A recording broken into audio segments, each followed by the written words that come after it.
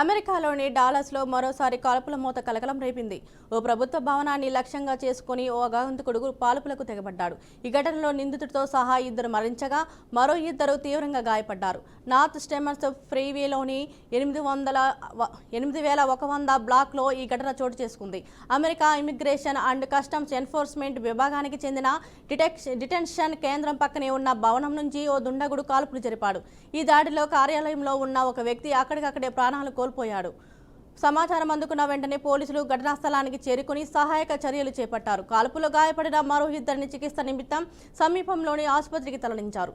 కాల్పులు జరిపిన నిందితుడు కూడా మరణించినట్లు పోలీసులు వెల్లడించారు.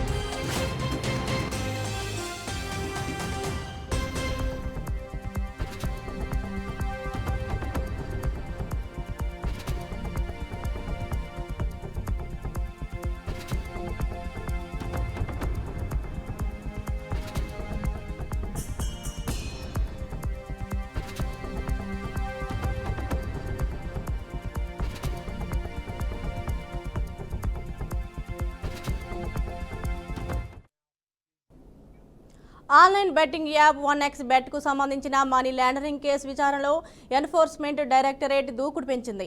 ఈ కేసులో భాగంగా ప్రముఖ నటుడు సోను సూద్ ఈ రోజు ఈడీ ఎదుట విచారణకు హాజరయ్యారు. ఢిల్లీలోని ఈడీ కార్యాలయంలో అధికారులు ఆయన్ను 7 గంటలకు పైగా సుదీర్ఘంగా ప్రశ్నించారు. విచారణ అనంతరం సోను సూద్ ఈడీ కార్యాలయం నుంచి బయటకు వచ్చి తన కారులో వెళ్లిపోయారు.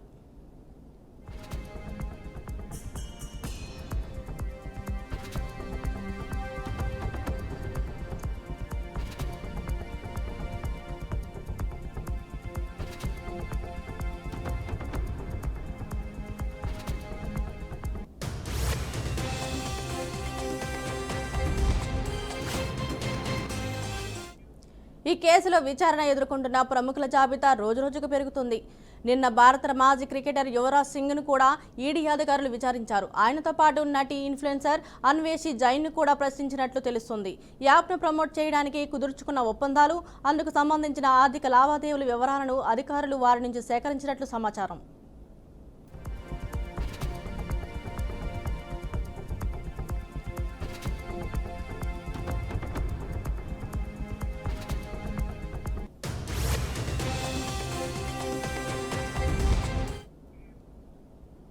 వికారాబాద్ జిల్లా బంట్వారం తహసీల్దార్ కార్యాలయం ఎదుట సిబిఎం పార్టీ ఆధ్వర్యంలో రైతులు, దళితులు కలిసి పెద్ద ఎత్తున ధర్నా నిర్వహించారు. బాపురం గ్రామంలోని సర్వే నెంబర్ 69లో ప్రభుత్వ భూముల్లో అక్రమ మైనింగ్, దళిత భూములపై పెత్తందారుల దౌర్జన్యానికి వ్యతిరేకంగా ఈ ఆందోళన చేపట్టినట్లు వారు తెలిపారు. 1958లో అప్పటి కాంగ్రెస్ ప్రభుత్వం దళితులకు పంపిణీ చేసిన భూముల్లో వారు అప్పటి నుంచి సాగు చేసుకుంటూ జీవనం సాగిస్తున్నారని సిపిఎం జిల్లా కార్యదర్శి ఆర్ మహిపాల్ తెలిపారు. దళితులకు కేటాయించిన భూముల్లో కొంత భాగాన్ని గ్రామానికి చెందిన నవాజ్ రెడ్డి, బక్కారెడ్డి, మాణిక్ రెడ్డిలు తమ పేర్లపై అక్రమంగా పట్టాలు తీసుకుని భూములను స్వాధీనం చేసుకోవడమే కాకుండా దళితులపై దాడులకు దిగుతున్నారని ఆరోపించారు. దళితుల హక్కుల పర్యవేక్షణ కోసం ప్రభుత్వం తగిన చర్యలు తీసుకోకపోతే మళ్లీ ముమ్మరంగా మండల, జిల్లా కార్యాలయాల వద్ద ఆందోళన నిర్వహిస్తామని సిపిఎం నాయకులు స్పష్టం చేశారు.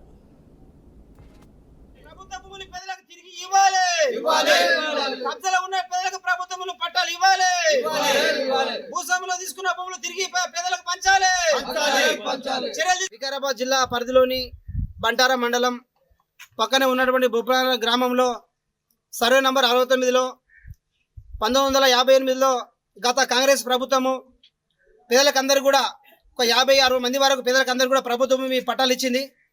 అప్పటి నుంచి ఇప్పటిదాకా కూడా ప్రభుత్వ భూమిలో పేదలు పంటలు పండించుకునే పరిస్థితి ఉంది. అక్కడక్కడ కొద్దిగా ఎర్రరాయి ఉంటే దాంట్లో కొద్దిగా గడ్డి పెట్టుకోవడము, కుటాలు వేసుకోవడము, అక్కడ పంటలు పండించుకుంటారు. వాళ్ళు ఎక్కడ కూడా భూమి కాలేదు. కానీ కొద్దిగా ఖాళీ ఉన్నదని చెప్పి కూడా రోడ్ అవతల ఉన్నటువంటి కొంతమంది రెడ్డిలు భూస్వాములు వాళ్ళకి ఆల్రెడీ 40 ఎకరాలు ఉంది, ఒకరొకరికి 15 ఎకరాలు 20 ఎకరాల భూమి ఉంది. నిజంగా ఈరోజు 1977 చట్ట ప్రకారంగా పేదలకందరూ కూడా ఎవరికైనా 5 ఎకరాల పైన ఉంటే పట్ట భూములు 5 ఎకరాల పైన ఉంటే 10 ఎకరాలు ఉన్న వాళ్ళకి కూడా ప్రభుత్వ భూమి ఏదో అని చెప్పి చట్టం చెప్తుంది, 77 యాక్ట్ చెప్తుంది. కానీ ఈ రోజు బంటారా మండలంలో ఉన్నటువంటి కొంతమంది మండలాధికారులు పెత్తందారులు వాళ్ళ దగ్గర డబ్బులు తీసుకొని డబ్బులు కకృతి పడి వాళ్ళు తాగుడు తినుడు బానిస అయ్యి ఈరోజు 10 ఎకరాలు ఉన్న వాళ్ళకు 5 ఎకరాలు ఉన్న వాళ్ళకు 100 ఎకరాలు ఉన్న వాళ్ళకు అందరూ కూడా ప్రభుత్వ భూమి బలవంతానికి వాళ్ళకి చేసిన పరిస్థితి ఉంది. ఇక్కడ 69 సర్వ నంబర్లో ఎస్సీలకు చెందినటువంటి బాలప్ప వాళ్ళ ఫ్యామిలీకి గతంలో 5 ఎకరాల భూమి ఇచ్చారు. దాంట్లో వీళ్ళు పంట పండించుకుంటున్నారు. కానీ దాంట్లో వీళ్ళందరూ కూడా తలా ఎకరన్నర వంచుకున్నారు. 3 అన్నదమ్ములు అందులో పంటలు వేసుకుంటూ ఉంటే పక్కన ఉన్నటువంటి కొంతమంది రెడ్డిలు బసిరెడ్డి వాళ్ళ ఫ్యామిలీ అంతా కూడా బకిరెడ్డి వాళ్ళ ఫ్యామిలీ అందరూ కూడా ఈ రోజు వీళ్ళ కుటుంబం మీద దాడి చేసి దౌర్జన్యం చేసి ఈ ఖాళీ భూమి మాకే వస్తుందని చెప్పి కూడా ఒక కుటం వేసుకుంటామని చెప్పి కూడా తెలియకుండా కుటం వేసుకొని ఖాళీల పక్కన కుటం వేసుకొని దొంగతన పట్ట చేసుకున్నారు. ఈ రోజు ఈ భూమి మాదే అని చెప్పి కూడా ఈ రోజు 2 ఎకరాల భూమిలోకి వీళ్ళు ఇబ్బంది పడుతున్న పరిస్థితి ఉంది. నిర్మల్ జిల్లా బైంసా పట్టణంలో జోరుగా జీరో బంగారం దందా యథేచ్ఛగా కొనసాగుతుంది. ఈ నేపథ్యంలో బైంసాలో వాణిజ్య పన్నుల శాఖ అధికారులు తనిఖీలకు రావడంతో స్థానిక వ్యాపారాల్లో కలకలం రేపింది. వాణిజ్య పన్నుల శాఖ అధికారులు విజయలక్ష్మి, శ్రీనివాస్ సిబ్బందితో బైంసాలోని బంగారు ఆభరణాల దుకాణాల్లో తనిఖీలు చేపట్టారు. సమాచారం తెలుసుకున్న మిగతా వ్యాపారులు తమ దుకాణాలను హడావిడిగా మూసివేశారు. మళ్లీ అధికారులు దుకాణ అసోసియేషన్ భవనంలో వ్యాపారులతో సమావేశమయ్యారు.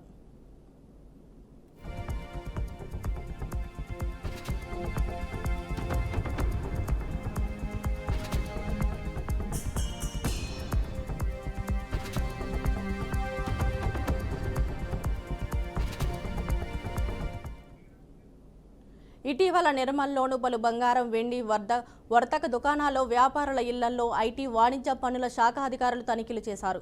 బైంసాలో మాత్రం వర్తకులతో అసోసియేషన్ భవనంలో చర్చలు జరపడం పలు అనుమానాలకు తావితీస్తుంది. దీనిపై అధికారులను వివరణ కోరగా తమ తనిఖీలకు రాలేదని, ఉన్నతాధికారుల ఆదేశాలతో వాణిజ్య పన్నులపై వ్యాపారులకు అవగాహన కల్పించేందుకు వచ్చామన్నారు. ప్రతి వ్యాపారి జీఎస్టీ లైసెన్స్ కలిగి ఉండాలన్నారు. బైంసాలో ఎంతమందికి జీఎస్టీ లైసెన్సులు ఉన్నాయని అడిగితే ఈ సమాచారం తమ వద్ద వివరాలు లేవని పేర్కొనడం గమనార్హం.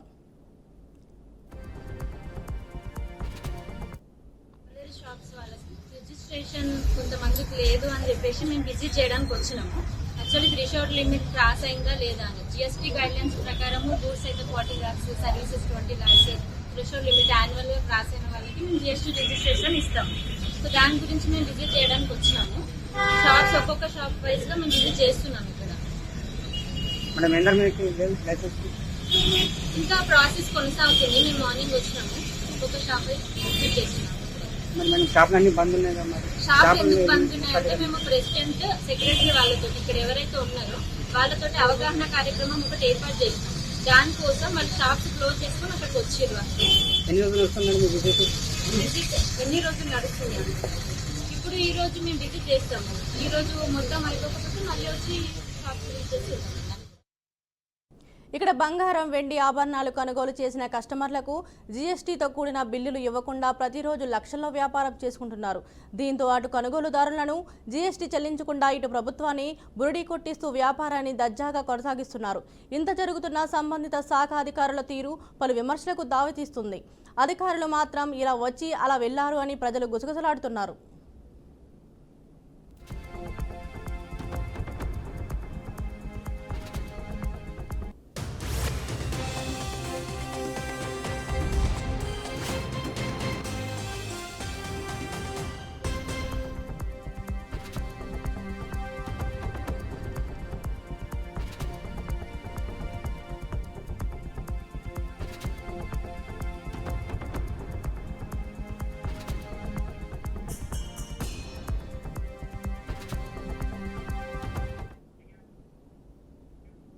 కర్నూలులోని IIIT కళాశాలలను మరింత అభివృద్ధి చేసేందుకు తన వంతు కృషి చేస్తానని కర్నూలు ఎంపీ బస్తిపాటి నాగరాజు అన్నారు. నగరంలోని జగన్నాథగుట్టపై ఉన్న IIIT కళాశాలలో అన్ని విభాగాల అధిపతులతో ఆయన సమావేశం నిర్వహించారు. కార్యక్రమంలో భాగంగా కళాశాలల అభివృద్ధి సమస్యలపై ఆయన చర్చించారు. అనంతరం కళాశాలను సందర్శించిన ఎంపీ కళాశాలలోని డ్రోన్ల ప్రయోగశాలను పరిశీలించారు. కళాశాలలోని సమస్యలను విద్యాశాఖ మంత్రితో పాటు జిల్లా కలెక్టర్ దృష్టికి తీసుకువెళ్లి వాటి పరిష్కారానికి కృషి చేస్తానని ఎంపీ అన్నారు. ముఖ్యమంత్రి వర్యులు నారా చంద్రబాబు నాయుడు గారు డ్రోన్లకు ఒక హబ్గా చేయాలని చెప్పేసి అక్కడ దాదాపు 290 ఎకరాలు కేటాయించారు. అందులో 116 ఎకరాలతో త్వరలోనే ఫస్ట్ ఫేజ్ కింద భూమి పూజకు సిద్ధమైంది. అక్కడ అందులో భాగంగా ఈ IIIT కాలేజీలో కూడా డ్రోన్లకు ప్రత్యేక స్థానం ఉంది. ఒక డ్రోన్లకు ప్రత్యేక టెక్నాలజీ ఉంది ఈ IIITలో. ఇప్పుడే సందర్శించడం జరిగింది. కాబట్టి ఈ టెక్నాలజీని ఆ ఓర్వకల్లో ఉండేటువంటి హబ్కు మనం అనుసంధానం చేసే దిశగా గౌరవ ముఖ్యమంత్రి వర్యులు చేయాలని చెప్పేసి కూడా ఇదివరకే మాకు చెప్పడం జరిగింది. అందులో భాగంగా ఈరోజు ఈ డ్రోన్ టెక్నాలజీ ఎట్లా ఉంది మా IIIT కాలేజీలో కర్నూలు అని చెప్పేసి చూడడం జరిగింది. అంతేగాక రెండో ఫేజ్ కింద కూడా దీన్ని ఈ కాలేజీని దాదాపు ఇంకా 250 కోట్లు అయితేనే తీసుకుని వచ్చి ఇంకా రెండో ఫేజ్ కింద డెవలప్ చేయాలని చెప్పేసి యాజమాన్యం చెప్పడం జరిగింది. మరియు ఇక్కడ యాజమాన్యం కూడా కొన్ని సమస్యలు చెప్పారు. మనం ఖచ్చితంగా ఈ సమస్యలను పరిష్కరించవలసినటువంటి బాధ్యత ఎంతైనా ఉంది. ఎందుకంటే ఇటువంటి కాలేజీ మనకు కర్నూలు ఉండడమే మనకు చాలా మహద్భాగ్యం. ఈ కాలేజీలో కొన్ని చిన్న చిన్న సమస్యలు ఉన్నాయి. ఆ ఎలక్ట్రికల్ కొంచెం ఆ వైర్లు తీసేస్తే మనకు డ్రోన్లు కాబట్టి అది ఎలాంటి ఆ టెక్నాలజీకి ఆ వైర్లు చాలా అడ్డమవుతాయి. మనకు పర్మిషన్స్ రావాలంటే కొంచెం ఇబ్బంది అన్నారు. కాబట్టి తక్షణమే ఆ సమస్యను పరిష్కరిస్తామని చెప్పడం జరిగింది వీళ్ళకి. అంతేగాక కొంచెం కాంపౌండ్ వాల్ వీళ్ళ సేఫ్టీ వాల్ అయితేనేమి మరియు స్ట్రీట్ లైట్స్ అయితేనేమి చిన్న చిన్న సమస్యలు. ఈ సమస్యలను అధిగమించినామంటే రాబోయే రోజుల్లో ఈ IIIT కాలేజీ బ్రహ్మాండంగా రాష్ట్రంలోనే కాదు దేశంలోనే ఒక ప్రత్యేక స్థానం అని చెప్పేసి ప్రత్యేకంగా వెలుగుతుందని చెప్పేసి ఆశిస్తున్నాను. కాబట్టి ఇక్కడ ఉండే యాజమాన్యం అయితేనేమి ఒక ప్రజాప్రతినిధులుగా మేమైతేనేమి ఈ కాలేజీని మనం అందరం సంరక్షించుకోవాల్సినటువంటి బాధ్యత ఎంతైనా ఉందని చెప్పేసి తెలియజేస్తున్నాం. ఖమ్మం జిల్లా భద్రాచలంలో ఉద్రిక్త వాతావరణం చోటు చేసుకుంది. ఏషియన్ థియేటర్ వద్ద పవన్ కళ్యాణ్ ఫ్యాన్స్ పెద్ద ఎత్తున ఆందోళన నిర్వహించారు. ఫ్యాన్స్కు టికెట్లు ఇవ్వకుండా అక్రమంగా థియేటర్ సిబ్బందికి వచ్చిన 4 వ్యక్తులకే టికెట్లు ఇచ్చారని ఆరోపిస్తూ నిరసన వ్యక్తం చేశారు. టికెట్లు ఇవ్వకపోవడంతో షో రద్దయిందని అంటూ ఫ్లెక్సీలు అంటించారు. థియేటర్ టికెట్స్ కౌంటర్కు థియేటర్కి తాళాలు వేశారు. ఫ్యాన్స్కు టికెట్ ఇవ్వకపోతే ఎంతటి ఆందోళనకు ఆయన సిద్ధపడతామని పవన్ అభిమానులు హెచ్చరించారు. ఘటనా స్థలానికి చేరుకున్న పోలీసులు పరిస్థితిని అదుపులోకి తెచ్చే ప్రయత్నం చేశారు. నాతో డబ్బులు ఎందుకు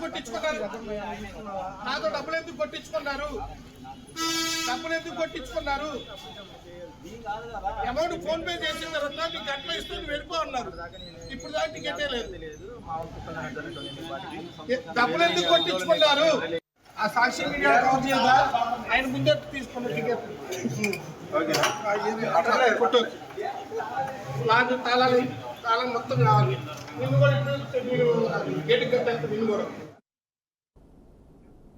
ఉత్తరప్రదేశ్ సీతాపూర్ జిల్లాలో విద్యాధికారిపై హెడ్ మాస్టర్ బెల్ట్తో దాడి చేసిన ఘటన కలకలం రేపుతుంది. విచారణ కోసం పిలిపించిన విద్యాధికారిపై హెడ్ మాస్టర్ బిచేంద్ర కుమార్ వర్మ బెల్ట్తో దాడి చేశారు. వేధింపుల ఆరోపణలపై విచారణ జరుగుతున్న సమయంలో ఈ ఘటన చోటు చేసుకుంది. దాడికి సంబంధించిన వీడియో సోషల్ మీడియాలో వైరల్ కావడంతో ఆయన సస్పెండ్ చేసినట్లు విద్యాశాఖ వెల్లడించింది. దీంతో పోలీసులు కేసు నమోదు చేసుకుని దర్యాప్తు చేపట్టారు.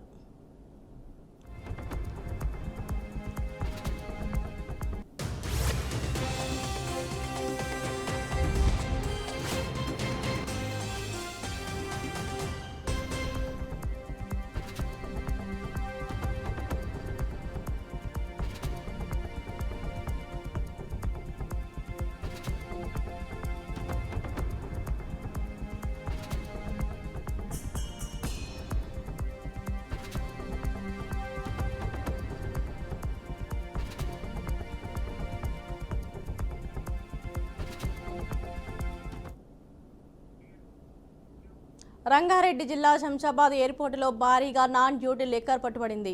ఢిల్లీ, హర్యానా, గోవా నుండి హైదరాబాద్కు 4 విమానాలు వచ్చాయి. దీంతో ఎన్డీపీఎస్ డ్రైవ్లో భాగంగా ఎక్స్చేంజ్ పోలీసులు తనిఖీలు నిర్వహించారు. విమానాల ద్వారా అక్రమంగా మద్యం తీసుకొస్తున్న ప్రయాణికుల వద్ద 235 బాటిళ్లు లిక్కర్ను స్వాధీనం చేసుకున్నారు. వాటి అంచనా విలువ 5 లక్షలుగా అధికారులు తెలిపారు. ఇతర రాష్ట్రాల నుంచి అక్రమంగా మద్యం తరలిస్తే కఠిన చర్యలు తప్పవని ఎక్సైజ్ సూపరింటెండెంట్ శ్రీనివాస్ రెడ్డి హెచ్చరించారు. స్పెషల్ రైడ్లో భాగంగా ఈరోజు శంషాబాద్ పరిసర ప్రాంతాలలో అక్రమ మద్యం కోసం రూట్ వాచ్ నిర్వహించడం జరిగింది. ఇటు రూట్ వాచ్లో గోవా నుంచి మరియు ఢిల్లీ నుంచి, హర్యానా నుంచి, తదితర రాష్ట్రాల నుండి వచ్చినటువంటి మద్యం బాటిళ్లను సీజ్ చేయడం జరిగింది. ఈ సందర్భంగా ఒక 4 ఫ్లైట్లను ఇన్స్పెక్ట్ చేయగా, చెకింగ్ చేయగా వాటికి సంబంధించి 235 బాటిళ్లు సీజ్ చేయడం జరిగింది. దాదాపు వీటి లీటర్లలో చెప్పాలంటే 160 లీటర్ల వరకు రమ్మరమ్మి ఉండొచ్చు. వీటి ప్రైజ్ వచ్చి ఇక్కడి మన ప్రభుత్వ లెక్కల ప్రకారం ఇక్కడ మనం అమ్మే ప్రైస్ దాదాపు ఒక 5 లక్ష రూపీస్ వరకు ఉంటుంది. మేము రిపీటెడ్గా ఎన్నిసార్లు విన్నవించుకున్నా, రిక్వెస్ట్ చేసినా, ఇన్స్ట్రక్షన్స్ ఇచ్చినా ఈ గోవా నుంచి మద్యం బాటిళ్లను తీసుకొస్తూ వారు ఆ గోవా బాటిల్ అనేటి సబ్స్టాండర్డ్ లిక్కర్ అక్కడ ప్రతి షాపులో ఒకరికంటే ఒకరు తక్కువ, అంటే లిక్కరు మన తెలంగాణలో ఒకటే ధరకు ఎంఆర్పికి ఎక్కడ కానీ మద్యం లభ్యమవుతుంది. కానీ గోవాలో ఒకటే సేమ్ బాటిల్ 1100కు, 900కు, 800కు అంటే వాళ్ళే మద్యం షాప్లో తయారు చేసి సబ్స్టాండర్డ్ లిక్కర్ అమ్ముతారు. కాబట్టి దయచేసి ఎవరు గోవా నుండి మద్యం తేవద్దు, మీ ఆరోగ్యాలు ఖరాబు చేసుకోవద్దు. మన తెలంగాణ గవర్నమెంట్ మద్యం దుకాణంలోని మద్యాన్ని మీరు కొనుగోలు చేసి వాడుకోవాలని ఈ విజ్ఞప్తి చేస్తాం. అనకాపల్లి జిల్లా నక్కపల్లి మండలం రాజయ్యపేట గ్రామంలో ఉద్రిక్తత నెలకొంది. బల్క్ డ్రగ్స్ పార్క్ తమ గ్రామం దగ్గర పెట్టొద్దంటూ స్థానికులు ధర్నా చేపట్టారు. రోడ్డు మీద బైఠాయించి నిరసనను తెలియజేశారు. హోంమంత్రి వచ్చి మాకు న్యాయం చేయాలని నినాదాలు చేశారు. న్యాయం జరిగే వరకు రహదారిపై కదలమని భీష్మించుకున్నారు. అయితే గ్రామస్తుల ధర్నాతో ట్రాఫిక్కి తీవ్ర అంతరాయం ఏర్పడింది. గంటల తరబడి ప్రయాణికులు ఇబ్బంది పడ్డారు.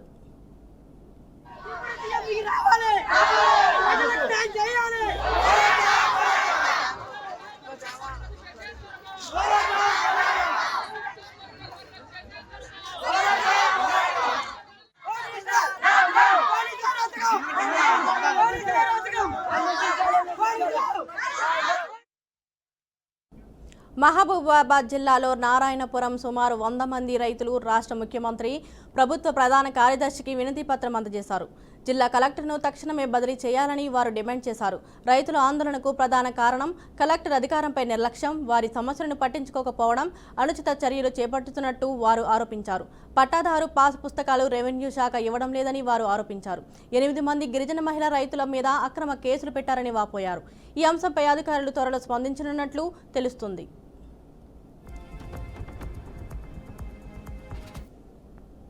పట్టాదారు పాస్ పుస్తకాలు రెవెన్యూ శాఖ ఇవ్వటం లేదని మా గ్రామ రైతులందరంపై కలెక్టరేట్ మహబూబాబాద్ జిల్లా కలెక్టరేట్ ముందు శాంతియుతంగా నిరసన చేసినాం. ఆ నిరసనకు మేము శాంతియుతంగా చేసిన వాళ్ళ విధులకు ఆటంకాలు కలిగించినని 36 మంది మీద 3 సెక్షన్ 238, 321, 322 క్రైమ్ నెంబర్ తోటి 36 మంది రైతుల మీద, అందులో 8 మంది గిరిజన మహిళా రైతులు ఉన్నారు. మేము శాంతియుతంగా ధర్నాలు చేసినా, మా పట్టా భూములకు పట్టాలు ఇవ్వాలని శాంతియుతంగా చేసిన అక్రమ కేసులు మా రైతుల మీద పెట్టిరు. రాష్ట్ర ప్రభుత్వం పొంగులేటి శ్రీనివాసరెడ్డి రెవెన్యూ మంత్రి గారు, రెవెన్యూ ప్రిన్సిపల్ సెక్రటరీ, ప్రభుత్వంలో ఉన్న వాళ్ళందరూ ఆ గ్రామానికి 8 ఏళ్ళుగా పట్టాలు లేకపోవడం వల్ల గ్రామానికి రైతు బంధు, రైతు బీమా, పంట రుణాలు ఎలాంటి పథకాలు అందట్లేదు.